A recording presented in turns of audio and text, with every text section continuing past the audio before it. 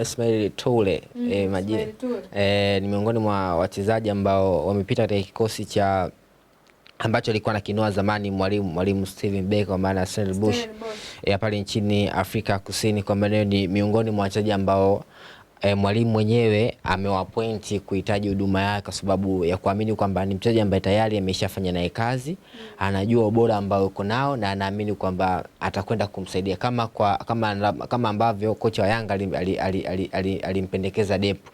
Kwa hiyo ata Steven Becker naye amemtambua, ameona kwamba Ismail kuna kitu cha ziada ambacho anaweza akaja kiongeza. Huyu ni mlinzi wa kati kiasili, mlinzi ambaye anaweza pia akacheza maeneo tofauti tofauti. Anaweza akacheza mlinzi wa kulia, akacheza mlinzi wa kushoto, lakini anaweza akacheza namba 5 na namba 4, lakini pia kuna nyakati unaweza ukajaribu kumtumia hata kama kiungo cha ukabaji kwa maana namba 6 anaweza akacheza vizuri tu bila wasiwasi yote. Kwa ni mchezaji ambaye kwangu mimi ni mchezaji mzuri, lakini sasa hofu na mashaka yangu, je, atakizi mahitaji ya Simba? Kwa sababu Simba kwangu mimi naamini kwamba wanahitaji watu kweli kweli ambao kimsingi wataitoa kule Simba ambapo ipo na kuipeleka katika nchi ya ahadi ambayo watu wengi wamekuwa wanatamani kuiona, kwa sababu hakuna kitu kigumu katika maisha kama ukianguka kunyanyuka.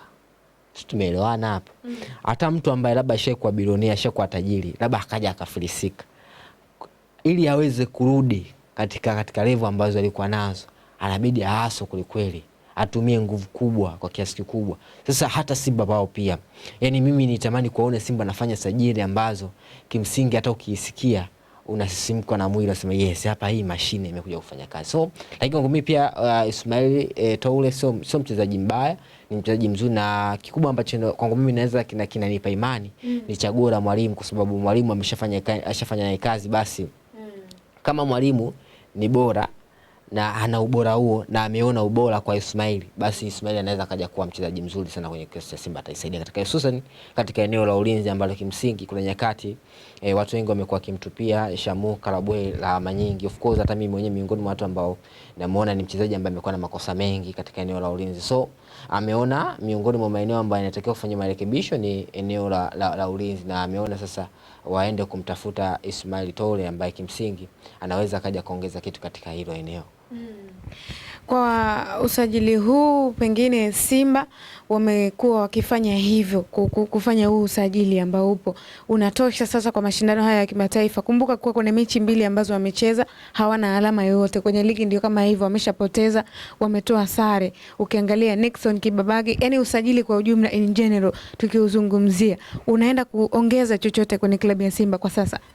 Utakwenda kuongeza chochote lakini hautakwenda kusaidia Simba kwenda katika hatua ya robo finali. Yes. Chochote kinaenda kuongezeka kwa maana of course muda ni mchache na uhitaji ni mkubwa.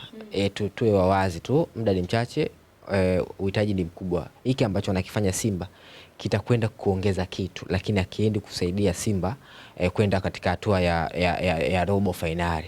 Kwangu mimi nadhani huu usajili ambao wanaofanya Simba kwa kiasi kikubwa utakwenda kuwapa manufaa makubwa sana katika msimu unaofuata.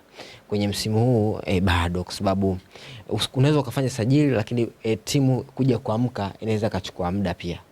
Yes, kwa sababu kuna nyakati unaweza ukafanya sajili hizi lakini pia zitahitaji muda ili ziweze kuelewana, ili ziweze kutoa kitu bora. Sasa ukiangalia kwa muda ambao huko utagundua kwamba muda hauruhusu. So kwangu mimi naweza nikasema tu kwamba usajili ambao Simba wanaofanya na usajili ambao unakwenda kuongeza kitu, lakini sio usajili ambao utawatoa Simba katika hatua makundi kuwapeleka katika hatua ya robo finali, kwa sababu ukiangalia namna ambavyo Simba inacheza na wapinzani ambao anakwenda kukutana nao, utagundua kwamba anakwenda kukutana na changamoto kubwa ambayo kimsingi itahitaji kwa muda mrefu sana kurudi katika ule ubora. Ukiangalia ubaya katika michezo miwili Simba sasa hivi anakwenda katika hatua ya makundi, anakwenda kukutana na Esperance de Tunis, kwa maana anaenda kucheza naye Tunisia mchezo mmoja, alafu anarudi Benjamin Mkapa anapiga mchezo wa pili.